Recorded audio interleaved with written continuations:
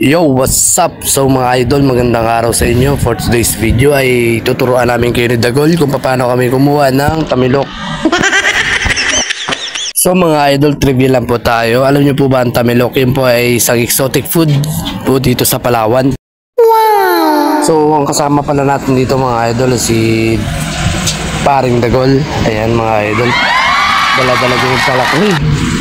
So bali pupunta kami dyan sa mga kabakawan mga idol at kukuha kami ng natawag na tamilok.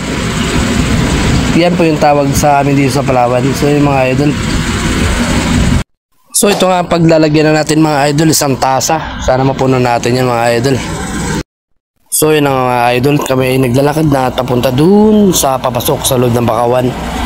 Hahanap kami pala mga idol yung mga mangroves or bakaw na bulok na, yung namatay na po mga idol. Pwede na! So ito kasi yung malimit na binabahay ng mga tamilok. So yung mga idol, nakakita na nga pala kami. Nice. So papalakulin po namin mga idol, sana may laman po yan. So ang lugar pala na pinunta namin mga idol ay dito po pala kami sa Villa Peña, sa bayan po ng San Vicente mga idol. So yun na nga mga idol, pag pipira-pirasuin na ni Paring Dagol yung bakaw na nakita namin. So mga idol, bulok po yan mga idol, sana po ay hindi nyo kami bash. At naway mag-like naman po kayo dahil napakahirap po gumawa ng content. Ayan. So ayun mga idol, konting trivia lang po tayo about sa mangrove. So yung mangrove mga idol ay isa po yung tirahan ng mga marine species katulad po ng crabs and fish and others. At iba't ibang klaseng uri ng mga marine species po na nakatira po dyan sa bakawan mga idol. So ayan mga idol, balik tayo sa ating video. So ayan mga idol, nakakita pala kami ng tamilok dyan mga idol. Ayan, no? At dahan-dahan kinuha ni Dagol para hindi po maputol. So ayan, napakasarap po niyan mga idol, parang sipon ay di. So yun nga mga idol, nakakuha na kami ng isang piraso. So ayan mga idol, at pinapakita ni Paring Dagol. So ayan, lilinisin niya muna ng konti at ilalagay niya sa aming lalagyanan mga idol. Grabe mga idol, sobrang daming niknik nga pala dito mga idol sa lugar namin napuntahan. So ayan, kung hindi nyo mapapansin, sobrang katina ng aming katawan mga idol dahil pinapapak na kami ng mga niknik. So yun nga mga idol, baligi chop-chop na ni Dagol yung bulok na bakaw mga idol. So ayan mga idol, mapapansin nyo po at nakakita naman siya ng panibagong tamilok. Ayan, sobrang taba. Another one. Another one. Ano ito mga idol, manamis daw ito mga idol. Kung natitikman nyo na po ito or kung matikman nyo po ito mga idol, sobrang sarap mga idol. Sana all. Dahil medyo matigas siya mga idol, matigas siya hilain sapagkat nakadikit po talaga siya sa bakaw, kaya kailangan po namin palakulin ito. Ayan, no. Kung mapapansin nyo po mga idol, sobrang tigas po niyan at naputol pa ang kanyang kalahating bahagi ng kanyang katawan mga idol. Dahil isang klase po siya ng uod na doon po siya naninirahan sa loob ng bakaw or sa bulok na bakaw.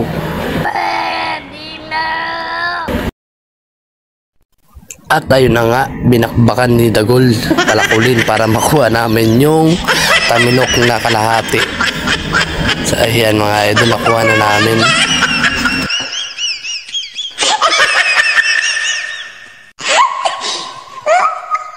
So ayun na nga mga idol, nakakuha ulit kami ng panibagong tamilok. Bali lumipat kami ng panibagong area. Umabante lang po kami ng kaunti at ayun mga idol, ay nakakuha na naman kami ng another tamilok mga idol. Ayan, kakaiba siya, di ba? Wow. Kaya nga tinawag siyang exotic food. Sobrang sarap niyan mga idol, lasang bakaw. Oh no! Para nga po pala sa mga hindi pa nakakaalam na ating mga viewers, ang bakaw po ay pinagbabawal na putulin, lalo na po or pitasin yung mga kanyang mga dahon or sanga na baliin dahil po ay napakahalaga po nito ng ating bakaw or mangroves. Nice. At kung sino man po ang mahuli ay may kaukulan parusa mga idol, dahil nakasaad po sa ating Presidential Decree 705 mga idol na bawal pong pumutol ng ating bakaw. At kung makapansin nyo dito mga idol, ayan mga idol, pinakita po namin sa inyo yung uod. Hindi po yan siya tamilok. Yung kanina po nakita nyo sa video, yun po ay linta. So ayan, kinukuha ni Dagol niya po yung mga idol. Yan yung tamilok na kinukuha namin mga idol. Bali na putol na po yan siya, kaya medyo maliit na lang. So umaga nga pala kami nanguha ng tamilok mga idol. So ang oras pa lang po na yan mga idol ay nasa 6:30 pa lang po mahigit. So bali maya mga idol ay uuwi na po kami at lulutuin namin na yan mga idol or kikilawin mo namin yung tamilok mga idol. So yun mga idol, patuloy lang po si Dagol sa pagbiyak ng mga bakaw para makakuha po kami ng another tamilok mga idol. Sobrang sanay na talaga ng aking partner mga idol sa pagbiyak. Sa pagbiyak po ng bakaw mga idol. Ayun mga idol, pinapalakol niya na naman, di ba? So ayun mga idol, nakakita nga pala ako idol. Tinuro ko sa kanya, sabi ko ayun baka So ayun mga idol, pasensya na po kayo kung i-voice over ko lang mga idol dahil sapagkat sobrang pangit po ng aming boses dyan dahil lang ingay-ingay namin dalawa mga idol. Sa mga hindi pa pala nakakain ng mga tamilok idol or tamilok, ayan mga idol, subukan nyo po dahil napakasarap po yan mga idol. Napagod na nga pala yung partner ko dyan mga idol at nagpahinga muna. Kung mapapansin nyo mga idol, nakatayo yun na shot. May balak nga si paring Dagol na kainin yung tamilok na nakita niya kanina. Dahil gutom na siguro tong tao na to at hindi pa kami nakakapag-almusal mga idol. At so yun na nga mga idol, bali tuloy-tuloy na nagpapalakol si Dagol. At bago ang lahat yan mga idol, babatiin ko muna yung aking mga masugid kong mga viewers dyan. Ngayon din po si Sophie, yan, shoutout po kay Sophie. And also po kay paring Dagol, kung saan ka man naroon ngayon, dyan ka na lang mga idol. Ingat ka dyan palagi.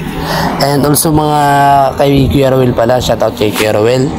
And sa mga lahat ng mga viewers ko na always supportive po, yan, maraming salamat po sa inyo. At hindi ko na po kayo i-mention and thank you po sa pag-support. At saka sa mga napadaan naman mga idol, paki-like naman po and paki-follow po ang aming page. Yan mga idol, sobrang hirap po kasi gumawa ng content. Kaya nakikiusap ako sa inyo na paki-like po. So ayun na nga at kami pauwi na at magtazanta na kami mga idol. Bali bibiyakin na lang po namin itong ilang piraso mga bakaw na ito mga idol. Pagkatapos yan mga idol ay uwi na po kami.